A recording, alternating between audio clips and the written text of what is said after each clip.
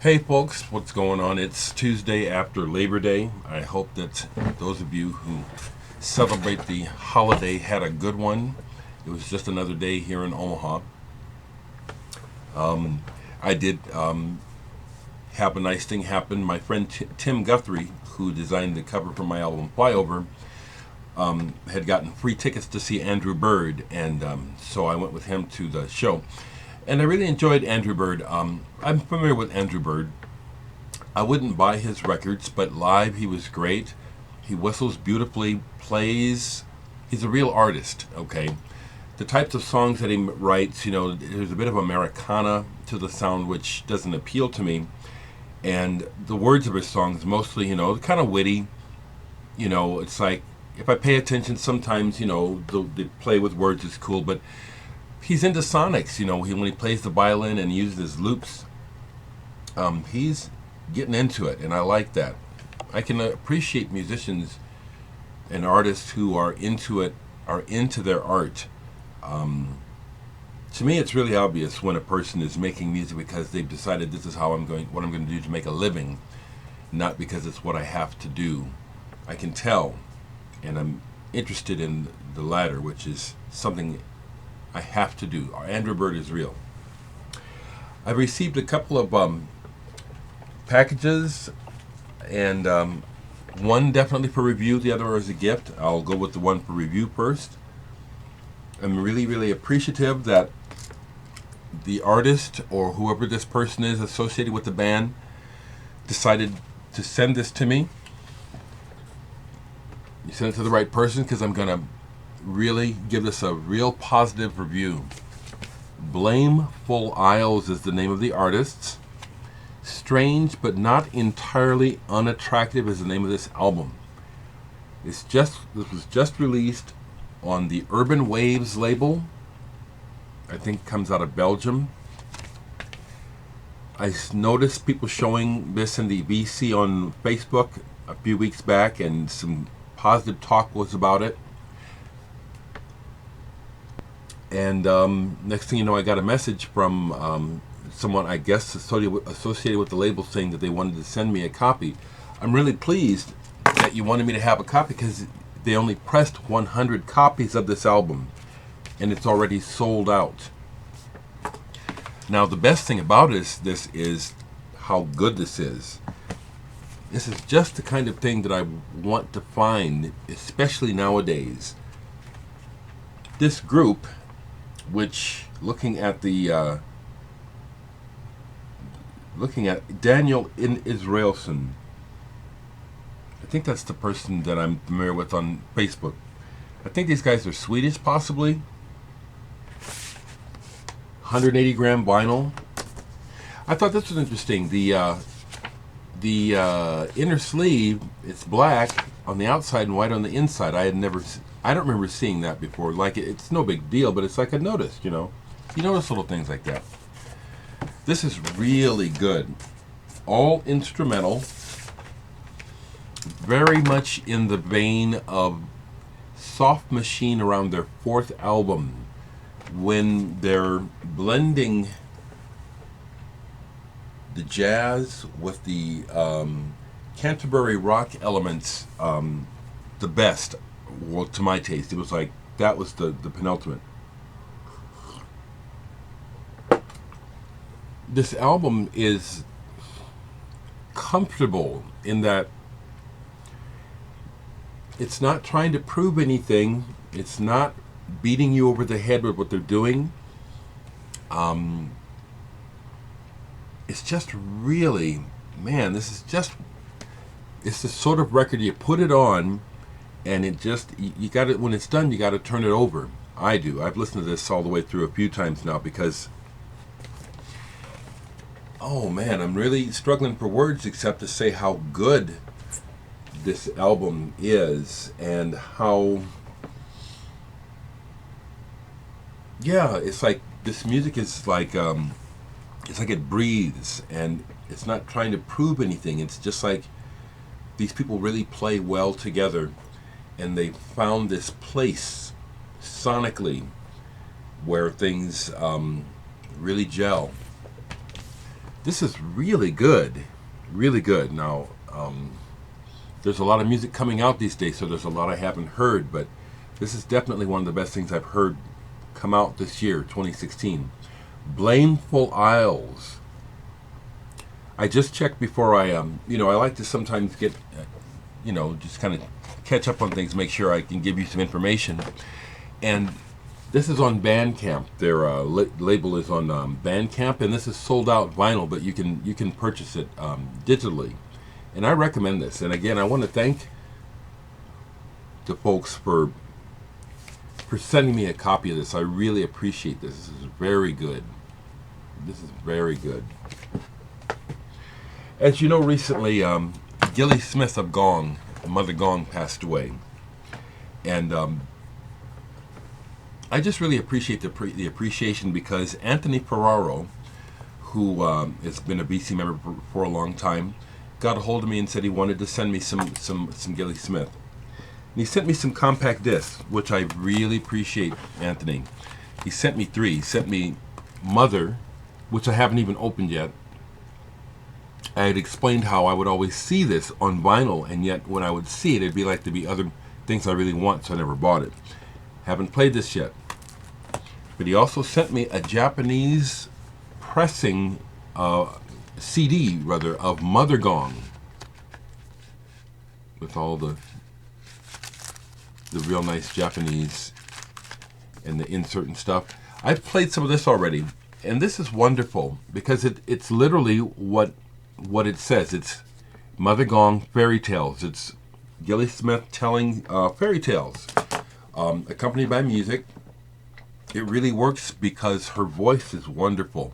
She's telling the stories. She's into them. I listened to the first 2, but I don't remember the stories, so I can't wax about the actual stories. But the music is wonderful as well. And it's just a wonderful gift, Anthony. Thank you so much. And the other one he sent me, which I didn't actually know about this series. It's a series called the Banana Moon Obscura. And this is number 12. And it's a duo between David Allen and a man named Don Falcone doing glissando guitars. This is kick-ass. I love this. This is wonderful. It's got elements of space, drone. It even has elements of techno on here. What I've always liked about David is that he's not a pretender. He just taps into the source when he makes music, That's why he's larger than life for so many of us. He used the music and his muse to tap into a greater source of inspiration and energy that many of us can hear and feel in his work. And it's on here. This is really good. I like this a lot. AnthonyFerraro, thank you so much for these wonderful additions to my collection. I read all the comments, and thank you so much, folks. Thank you so much. Thank you recently for not sending me stupid comments that I have to delete. I haven't had to delete any comments in a while. Thank you, because I'm just going to delete them. There's no point in saying something silly, because a lot of times sense of humor doesn't transfer in comments. When you can't see the person in person and get the context of what they're saying, you don't know if they're joking or not. So thanks for not leaving jokes, because I'm not jokey like that. I love a good joke. But thank you for your sharing what it is that makes you watch. And I feel it, and I'm happy about it. I'm happy to say this, because I know these videos are a bit of a legacy. They are. I don't know how long I'm going to live, but I do know that when I die, I have already contributed something to this world. You people let me know that all the time. Go and look at some of the comments. People tell me regularly how watching my music these videos makes their day, brings their mood up. Things that I say, somehow they resonate with them and make them feel better, or does something for them. I've made a contribution, and I'm happy about that. That's what these videos are about. Thank you for sharing that this is good for you. Someone had asked, well, where do I order the Floyd Norman movie? I want to answer in a way that it's really obvious, people. Everything is on the internet. All you got to do is Google it. Google anything, you know. But there it is right there. Visit floydnormanmovie.com. Don't have my copy yet. But I do still encourage people to go see this. And I'm still coming down off the natural high of being around my family. I want to share an interesting thing I've been feeling inside. So my family, you know, musicians, not very, not a lot of financial resources. So as a kid, we moved several times. So when I bought this house, I've lived in this house longer than I've lived anywhere else in my life. I've been here going on 30 years. But when I went out to California last week to see my family, I stayed with my sisters. The first night I stayed with my younger sister, Adrian. The second 2 nights I stayed with my sister, Stephanie. And she is an apartment manager for people over 60. And so her apartment is one of them. It's kind of small, but she put me up in her office, you know, her office room. And I made a pallet on the floor and slept there. Interestingly, I have found myself feeling homesick even after just 2 days of laying on that pallet in my sister's apartment, my older sister, knowing that I'm in there trying to fall asleep, windows open, listening to all the traffic and stuff, and my sister's in her room sleeping, and there's just, in reflection, it was like going home, even though I'm home here. Some of you, I think, can understand what I'm trying to say. There's something about that. I can't hardly describe it, but it's a neat but weird feeling. It was like going home to mom and dad, even though that's not what it was, but the lingering effect has been that, you know. Weird, but kind of cool. Okay, talk a little bit more about music sitting out here, because you hear about music. Some other music that I've been playing, this relates to the California trip. For some reason, I got stuck in my head the song Racing in A by Steve Hackett. The whole time I was in California, this song would not stop going over and over in my head. And so when I had a chance, I'd find it on my phone and I'd play it. So it's a really good song. Steve Walsh from Kansas sings lead on it. And it's just a great song. I have it on vinyl, so when I got back to Omaha, I pulled the CD to put it on my phone. And this is like the first version of it being put on CD, and it's really poorly mastered. It sounds terrible. The vinyl version is much better than this first run of a Virgin Records CD of Steve Hackett. Love this album, though. You know, Steve was an iconoclast in many ways. He pushed boundaries. You know, Genesis were like the prog favorites, and Lily White, whether or not you want to admit it. So when he made his second album and had 2 black people, not one but 2 black people, sing lead vocals on it, that was daring. And do you think he came up against some opposition and some flack from it? You know he did. Richie Havens sings on here, as well as Randy Crawford. He introduced a lot of people to Randy Crawford. Steve Hackett's done a lot of things that he deserves credit for, doesn't get it. One of my favorite guitarists. Bobby Z, who is active in the VC recently online, was showing some of his Japanese. He has a lot of Japanese pressings and CDs, and he showed his Japanese copy of this Trey Gunn record. And so it made me pull it because I hadn't played it in a long time. The Third Star, is it? The Third Star, yes. Very much like King Crimson in the sound here. I saw him live, what was the year? In the year 2000, and I bought this, and he signed it, and we had a nice conversation. Very much like King Crimson. Wonderful rhythmic sound. He plays the war guitar, which is similar to a Chapman stick. Excellent music. Tray gun.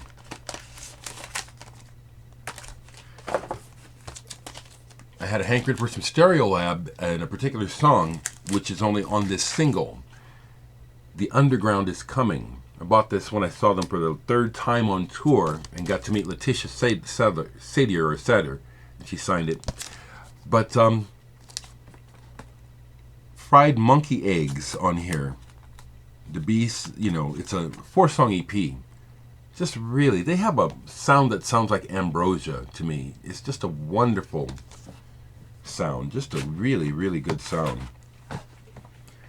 To wrap up some things that are still sitting here, I had a big pile of records and I finally gave up and put them away, because it's like, sometimes I'll think, I'll leave them and then I'll make a video. And then it's like, I don't want to make a video, and if the pile's there, and I'll just finally say, I don't want to make a video, I'm putting these away. So here's some that are out. When I got home from the Andrew Bird last night, I'm not sure why, but I needed to hear Decoy by Miles Davis, and I've played this a few times recently. Turned some of the guys from Chemicals onto this album. They'd never heard this version of Miles Davis. I keep telling the guys how Chemicals really operates a lot like Miles Davis and Herbie Hancock groups when they were doing the fusion thing. There's an element of that naturally in what we do, but they'd never heard this. So this kind of blew their minds the other night. And I really like this album, Decoy, a lot. Posted it online last night, just saying, end of the night jams, listen to Decoy. And a friend pointed out that Daryl Jones, who plays bass on this, was only 16 years old at the time. And one of the high points of this album is Daryl Jones' bass playing. It's very compelling, funkier than heck. This is really good. Good Miles. Good Miles Davis. Here's an album that has become like a totem for the hip, seemingly, and but that doesn't mean anything. I'm just saying that this gets brought up a lot by people who are trying to say they know about music or trying to get to know about music. Noi. I used to have the original English version on with the pink cover. Was given to me as a teen, and I just played it to death, and I don't know what happened to it. But this is the 1977 reissue of Noi's first 2 albums on the Brain label. And there is good reason for this to be as lauded as it is, because it's very simple, motoric. You hear that term of the motoric Teutonic beat, like driving, just real steady, pulse, pulse, pulse, pulse, pulse. This album is deceptively simple and yet wonderful. Once you hear it, it kind of like it's a good way. It just drives itself into your memory. Noi. Fantastic music. Fantastic. The other morning, did I put it away already? No, I didn't. Okay. Sunday morning. Hadn't listened to any classical music in a while, except that my sister was playing some out in California. So Sunday morning I put on Symphonie Fantastique by Hector Berlioz. And this is the Herbert von Karajan Berliner Philharmonic version. And how do I describe this? This has a not light, but it's not heavy.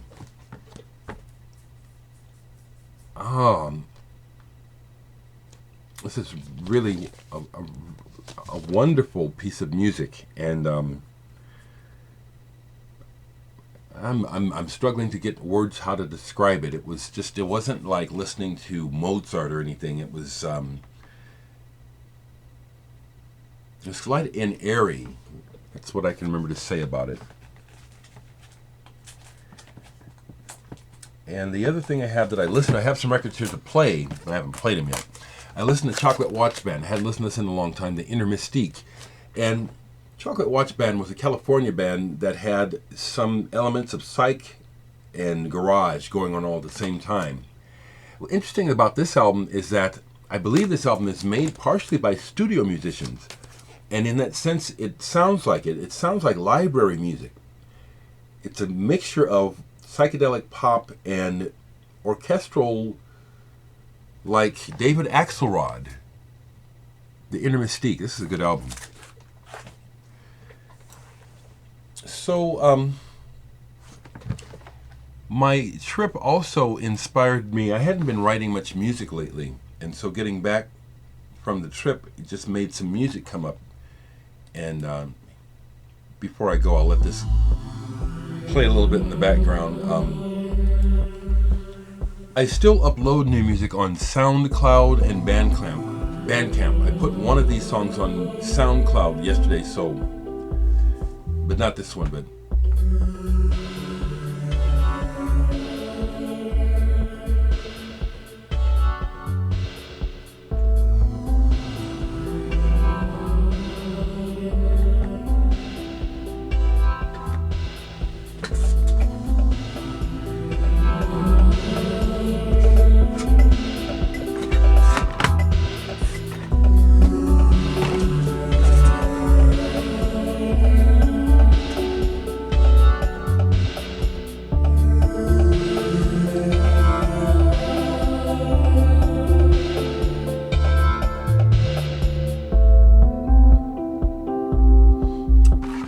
glad to be making back music again.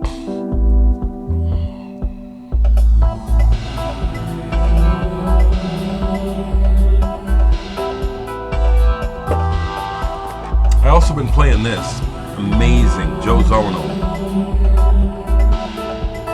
Just amazing.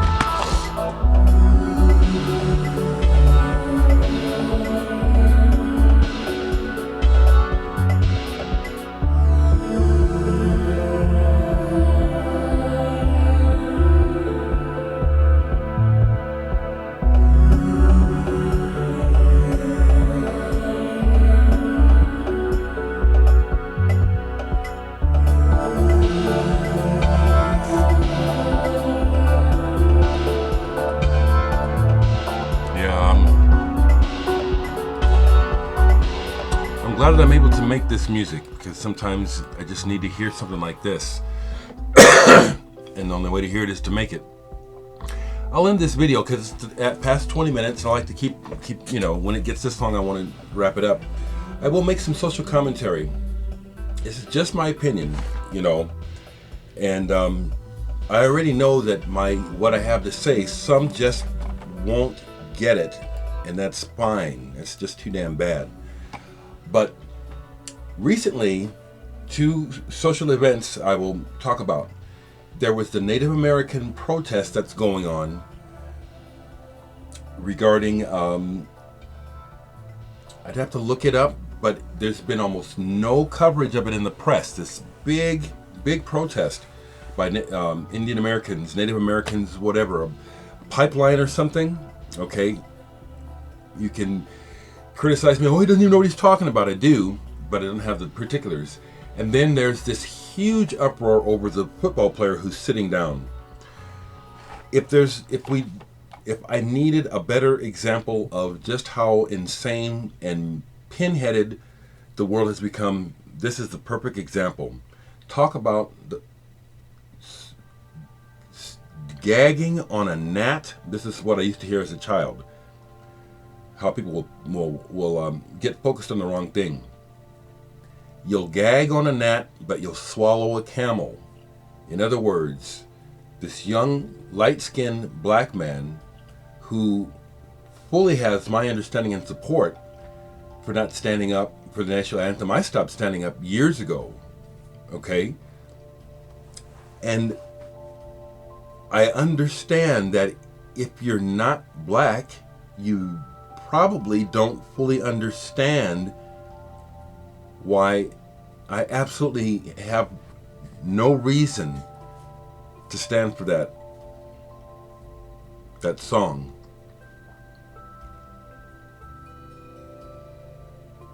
Black people and other people who've been oppressed may understand.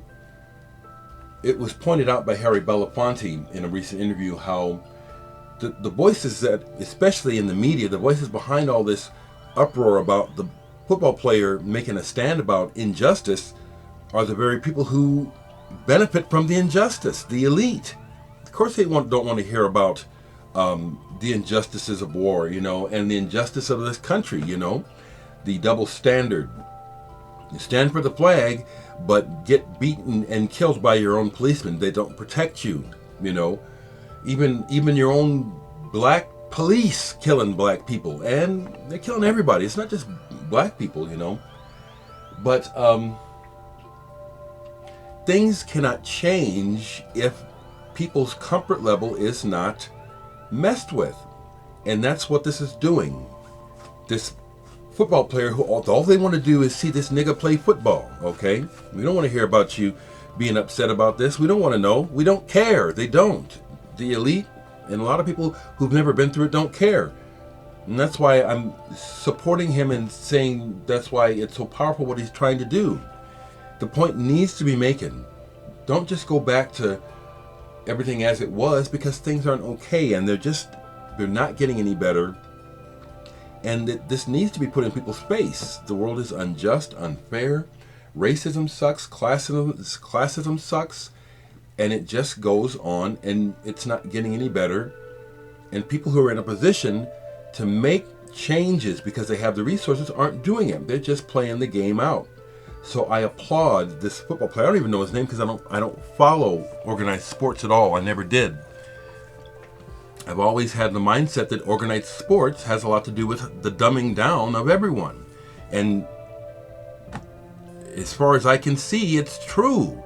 Not to say that listening to music, rock music and going to concerts doesn't have its effect as well. But organized sports to me has just always been like this crowd mentality that just, you see how it reduces to hooliganism all the time. People stop thinking, they just react, And I think that's a big part of the problem in the world is people have stopped thinking, they just react. They know how to shop, they know how to drive a car, they don't know how to think objectively, which is why we have the two-party system that we have now, which is totally bankrupt and corrupt.